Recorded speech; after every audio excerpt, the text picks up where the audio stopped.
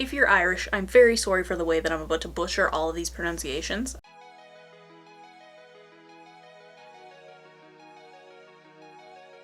Hello friends, foes, and those still under review. Welcome back to my channel. Today we're going to be doing a very short May reading wrap-up. It's going to be very short because I only managed to finish one whole book in May. Things have been nuts, for lack of a better word. We're going to talk about it anyway, just for continuity's sake. So if you're new here, we usually like to do all the statistics first, and then I'll give you a brief summary and review of all the books that I read through the month. And this month we're going to still do it anyway because I like the little graphs and stuff. They make me happy. So in the interest of giving me some much needed serotonin and dopamine, we're going to do it anyway. So this month I read one whole book. It was 405 pages, a very skewed average rating of 5 stars. I read one genre, which was romance. I think it's technically a dark romance. One format, it was a digital book that I read on my Kindle, and it was from the library. So we're doing pretty good with our almost 100% streak of library books. The book in question was Scythe Sparrow by Brianne Weaver. So Scythe Sparrow is book 3 in the Ruinous Love trilogy.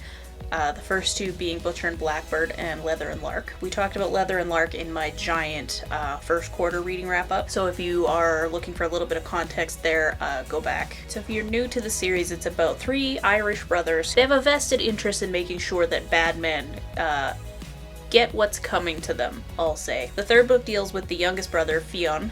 Finn? If you're Irish, I'm very sorry for the way that I'm about to butcher all of these pronunciations. I've heard people use both Fionn and Finn. I could not find any concrete answers in my Google search. I'm doing my best and I welcome any corrections in the comments that you care to give me. So, youngest brother Fionn, he's a doctor in Nebraska. He moved to Nebraska after a marriage proposal in Boston went awry, so he's trying to start over somewhere new. Totally fair. While Fionn is out on a run one day, he gets an alert on his phone that someone has broken into his clinic. So when he starts looking at the cameras, he sees a very injured woman just passed right out on the floor. Her leg is broken and bleeding very badly, and so he calls an ambulance, gets her to the hospital, fixes the leg, soon learns that this woman is Rose. We've met Rose in both Butcher and Blackbird and Leather and Lark, but this is the first time we've really gotten any detail on how she messed up her leg. Rose is a motorcycle performer and a tarot reader at Silveria Circus. While she's reading cards for a woman, she gets the impression that her husband is maybe not a great guy. So in the past, Rose has kind of Julia Tofana style provided women with the means to get rid of their own horrible husbands, but she decides to take a little bit more of a hands-on approach this time. And so in doing so, since this is her first time and she hesitates a little bit, she gets in a little bit over her head and the guy fights back and breaks her leg with a baseball bat. She manages to get on her bike and find her way to the clinic, and she picks the lock and breaks in and is just gonna,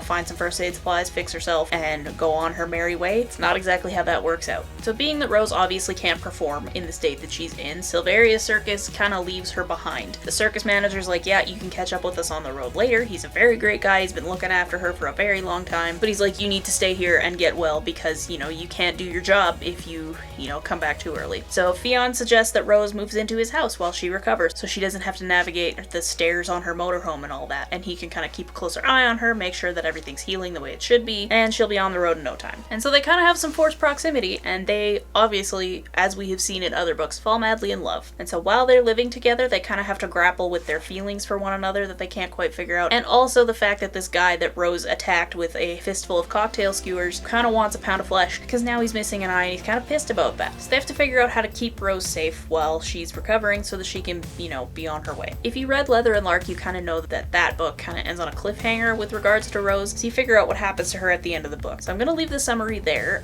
If you want to read it, the book will be linked in my Venable profile. I obviously really enjoyed this book. It was adorable as hell. I always thought that Lachlan was my favorite brother. I think it's Fionn. He's just adorable. I love the way that he treats the old ladies in his crochet club because yes, he is a big fan of crochet, but his crochet club is called the Suture Sisters, and it's just an adorable collection of old ladies, and he treats them so well. He's so sweet. I love it so much. I'd really like to be any of these women when I grow up. It just seems like a great place to be in life. I really enjoyed Rose as a character more than I did in Butcher and Blackbird. I didn't love her in Butcher and Blackbird. I kind of warmed up to her a little bit in Leather and Lark. I really quite like her after finishing Scythe Sparrow. I adore Barbara. I especially enjoy the fact that the epilogue chapter kind of sets up the Seasons of Carnage series. I think it's 2 season releases in September, if I'm not mistaken. It's kind of a spin-off of the Ruinous Love series, and I'm really excited excited for it. I'm quite enjoying Brianne Weaver as an author, so I'm really excited to read more from her. But yeah, all in all, I loved it. I think that it really rounded out the Ruinous Love trilogy. It was a great series altogether. I really liked it. I really liked the whole premise of it, so I enjoyed it. I highly recommend it. All 3 of those books will be linked in my dark romance list on Venable. I'll have the link for that down below so that you can go find these books if you want to get your hands on them, but as always, I recommend going to your local library first. Big fan of supporting your library. Just, you know, go there. So yeah, that's my entire May reading wrap up.